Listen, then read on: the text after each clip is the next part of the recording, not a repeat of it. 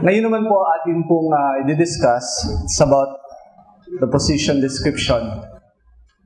Una po ay ang position description ng team leader. Ang main function ng team leader is to provide the leadership needed to establish a new church. So siya po yung magiging leader ng kanyang team para pagsasagawa ng lahat ng gawain para maitayo ang church. Ang duties po ng team leader, number 1, participate in a monthly network meeting one Saturday per month. If you have an excused absence for some serious reason, magpaalam muna sa facilitator and coach bago dumating ang araw ng network meeting.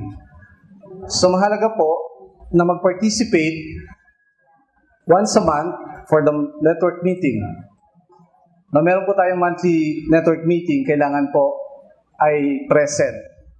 So pagka po hindi excuse o ikaw ay absent, pwede kang magpasabi sa facilitator.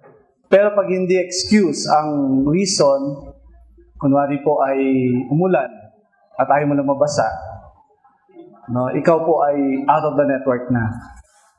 So ganito po kaseryoso yung ating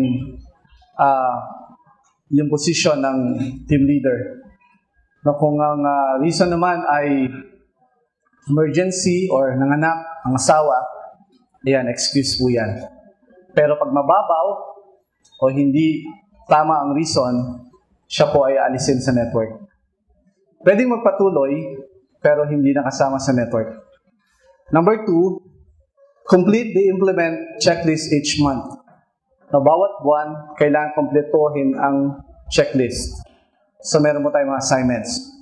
Number 3, meet with your coach at least once per month. So magmi-meeting kayo ni coach at mag-uusap kayo at marami siyang ituturo at i-discuss para sa iyo. Number 4, contribute to the development of all members of the church planting team so that they make a fruitful contribution to the church planting projects. This will include a regular meeting with the team leader and team members. So mahalaga po yung posisyon ng team leader na siya po ang mag-aalaga, siya po ang mag-contribute, siya ang mag-encourage din ng kanyang mga team members.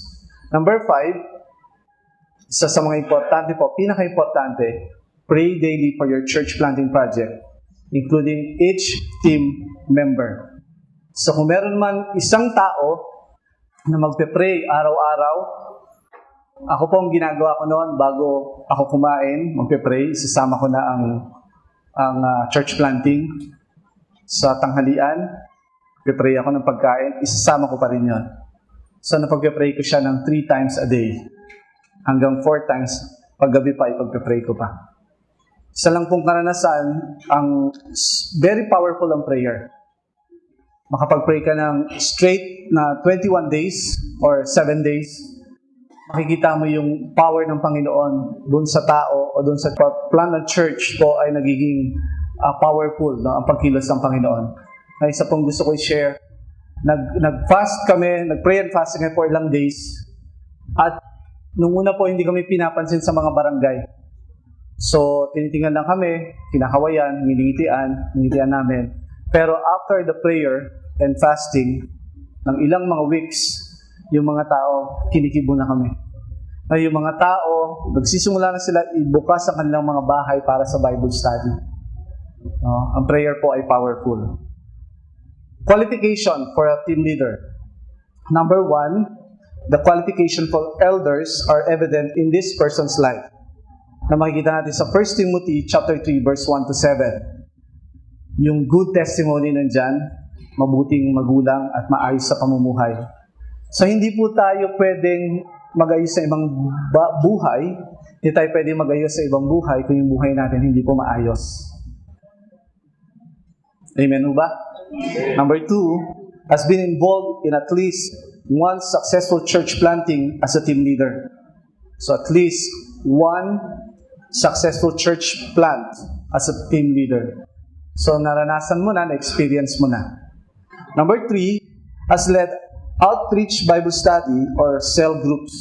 So mahalaga po na meron kang karanasan, kahit hindi ka magaling, pero meron kang karanasan sa outreach Bible study at sa lead ng isang cell group. Number 4, knows how to share the gospel and has experience in leading people to Christ. So kaya mong i-share ang gospel, meron kang experience. Kami po, simple lang yung ginagawa namin. Una ay gumagamit kami ng mga tracts for making contact for evangelism. So, madaling aralin, kabisado mo na, at pagka-share mo, siguradong magaling ka mag-share. Number 5, if married, has a full emotional support of his or her spouse. So, dapat mayroong pagkakasundo ang mag-asawa. Kapag tinanong ka na asawa, saan ka pupunta? Mag-church planting. Ano? Church planting na naman? No? So, hindi maganda. Dapat mayroong pagkakasundo. Bago ka pumasok o bago ka umuo para maging team leader, dapat mag-usap muna kayo ng asawa mo. At dapat, alam niya din kung saan ka pupunta. No? Kung pupunta ka doon sa barangay o ikaw ay magba-Bible study, dapat alam yun ng asawa mo. Amen? Amen. Number 6, has initiative. No, importante po yung mga team leader, meron silang initiative. Pagka may mga needs, andun agad. Kung makikita niya, ito kailangan gawin, gagawin niya kagad yun. So, hindi na kailangang utusan, hindi na kailangang sabihan pa, o bakit di mo yan ginagawa? Kasi nakikita mo pa lang, naging responsible ka na sa dapat mong gawin. Number 7, is able to relate well to unbelievers. Yan, no? Sabi ko nga kanina, marami sa atin, mga friendly tayo no? Pero isang importante, nakaka-relate tayo sa kanila.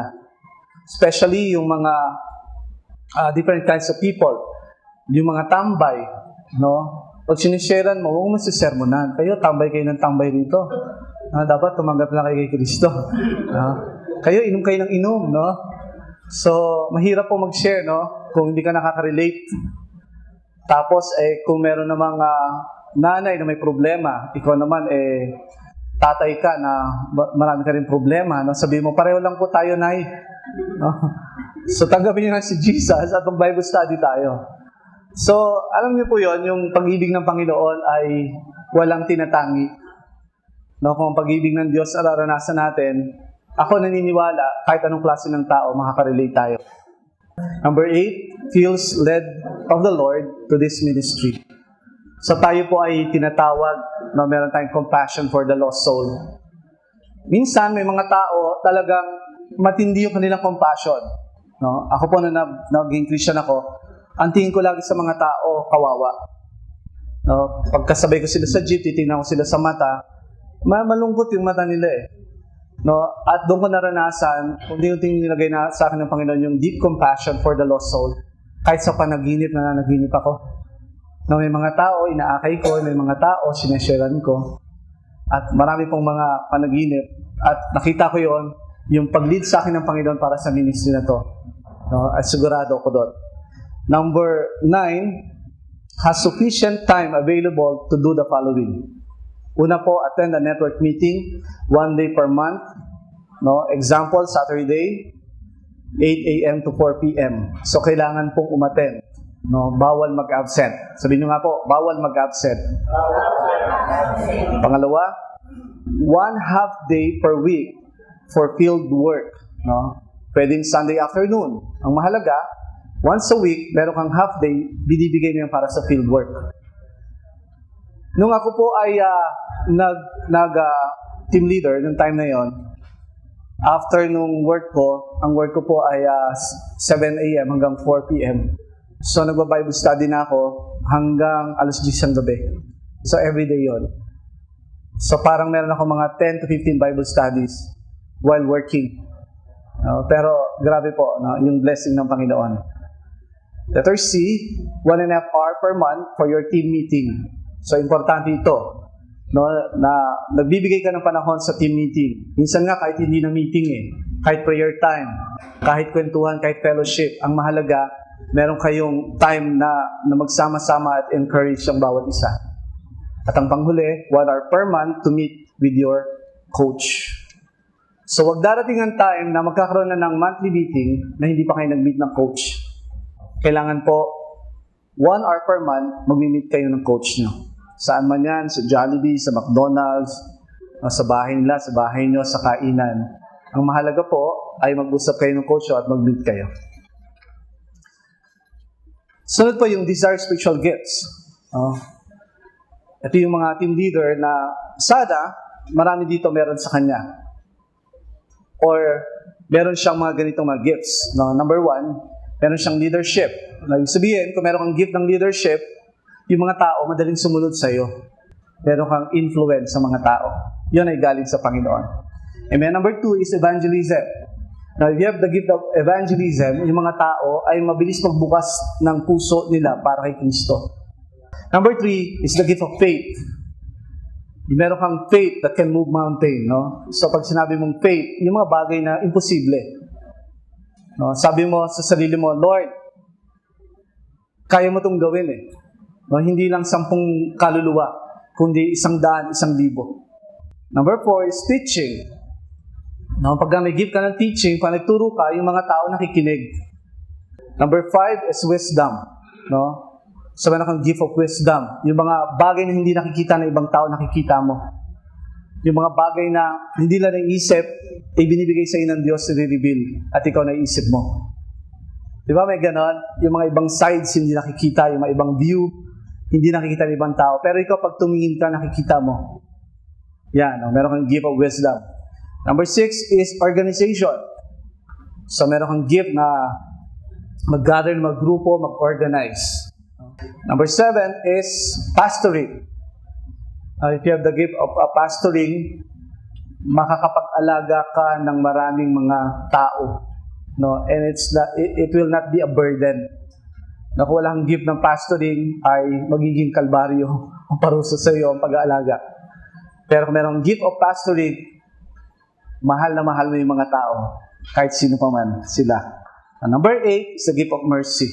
So, matulungin ka, no? Nakikita mo yung mga needs ng mga tao.